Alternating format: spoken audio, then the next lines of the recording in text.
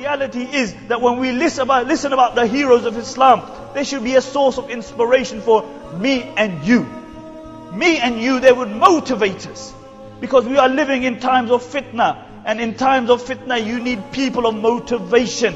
When Ali radiallahu anhu gave his first khutbah, what did he say? And this was an amazing time. Because this was a time of great fitna and difficulty. After the demise of the Prophet ﷺ, no other difficulty was greater than the assassination of Uthman radiallahu anhu. And Ali radiallahu anhu was appointed as the Khalif. And what did he do? What did he say? This first khutbah, this is all he said. He ascended the pulpit. And he said, "O believers, you are in need of a rajul fa'al la qawwal. You are in need of a man of actions and not of a person who just talks. Because if revolutions and change came through talking, me and you would have a revolution every hour. Because me and you are very good at talking. But the help of Allah does not come through talking. It comes through the actions of individuals. If you want the mercy of Allah to descend, if you want the help of Allah to descend, then you have to do actions. You have to perform actions, because this is when the help of Allah subhanahu wa ta'ala descends." And Ali radiallahu anhu said, "O people, you are in need of a rajulun fa'al, an action man. Not of people who just talk. Not the people who just talk. If we want the mercy of Allah to descend, if we want the help of Allah to descend, we have to translate our talking into actions. You know, how often do you hear Muslims complaining, "Oh, why isn't the help of Allah descending?" How often do you hear them whinging? But how many actions do we do? Has this ummah paid its zakah and then Allah withheld its help? Has this ummah prayed salah like it should have prayed and then Allah withheld His help?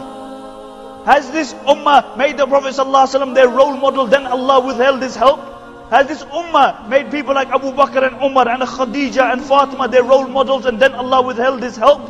Has this ummah had the concern of the Prophet ﷺ? Has it a concern for the rest of humanity and then Allah withheld His help? Or do we have this warped perception that somehow Allah is obliged to help us? Somehow, na'udhu billah, as though we are Allah and Allah is our slave. Understand, you are the slaves, Allah is Samad. You have to fulfill the conditions and then the help of Allah descends. That's when the help of Allah descends. Not that you do nothing and you go on lackadaisically in your lives. Dunya is your maqsad. You don't learn anything about your deen and somehow Allah is obliged to help you. Allah is the Lord, Allah is Khaliq, Allah is Malik. Allah does not require to help anybody. And your numbers don't make any difference. You can be 1.6 million, 1.2 billion, they don't make any difference. Your power, your wealth doesn't make any difference. What counts in the eyes of Allah is your quality, not your quantity. Your substance. And this is why Allah says, "Kam min fi'atin qalilatin ghalabat fi'atan kathiratan bi'idhnillah." How often do you see that a small group of people, a small regiment defeats a large regiment? Why? With the help of Allah subhanahu wa ta'ala. With the help of Allah subhanahu wa ta'ala. In the time of Khalid bin Walid, in the battle of Yarmouk, this was the ultimate battle. After this day, the Christians never came into the Arab Peninsula. The Muslims were 41,000. And the conservative estimate of the Romans were that they were 140,000. And Khalid bin Walid was checking his ranks. He was checking his men. And he walked past this young soldier who was looking at the Roman soldiers and their army. And he marveled at their numbers and how much weapons they had. And he said, "How many are the Christians and how few are the Muslims?" And Khalid bin Walid radiallahu anhu said, Don't say that. For say how many are the Muslims and how few are the Romans and the Christians. Because weakness comes from being forsaken by Allah subhanahu wa ta'ala. Weakness comes from being forsaken by Allah. If you lose Allah, you lose everything. You lose everything. And if you attain the one Allah, you have everything. After the battle of the Murtaddeen, Abu Bakr radiallahu anhu told Khalid bin Walid, now the superpower of the day, the superpower, the Persians are waiting. And he said, go and deal with them, but allow your men, those who want to go home, because they fought many battles, to go home. And Khalid bin Walid made the announcement. He has 13,000 men.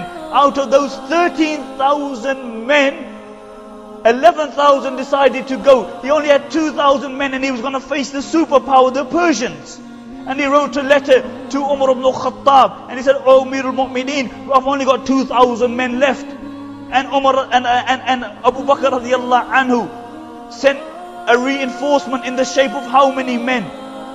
He sent a reinforcement in the shape of one person, Qaqa ibn Amr, for 11,000 men. And the Sahaba said, "Oh Abu Bakr, what you doing? What you doing? 11,000 men, and you are replacing them with one man?" And he said, "Yes, because those ranks which have the likes of Qaqa ibn Amr will never be forsaken by Allah subhanahu wa ta'ala. Because these were men of substance, and by Allah, these people were never forsaken by Allah." You never had the concept of Guantanamo Bay, Belmarsh. You were never humiliated in the time of Umar ibn Abdul Aziz. One Muslim prisoner was humiliated in the Byzantine lands, and the news reached Umar ibn Abdul Aziz, and Umar ibn Abdul Aziz wrote a letter to the governor, and he said, "Before you place this letter down, free that Muslim prisoner, for by Allah I will send an army which begins here and ends where you are." There was never a time, really, there was never a time like what happened in Israel and Palestine in the time of Mu'tasim. One Muslim lady was slapped in the Byzantine lands, and she cried out, "Wa Mu'tasima!" And the Romans began to laugh, and they said, "Why are you calling Mu'tasim? He's thousands of miles away. You think he's going to jump on his black and white horse and come and save you?" And the news reached Mu'tasim. The news reached Mu'tasim, and Mu'tasim sent an entire army for the izzah of one Muslim lady. And he told every single one of them, he said, "Each one of you climb, and when you go on a black and white horse." And you look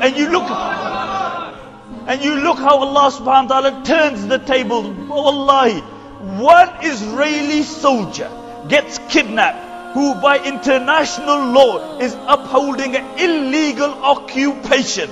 And the Israelis follow the sunnah of Mu'tasim, and they send the entire army. They send the entire army. But the difference between their army and Mu'tasim's army is that Mu'tasim's army didn't terrorize women and children. They didn't knock out electricity plants.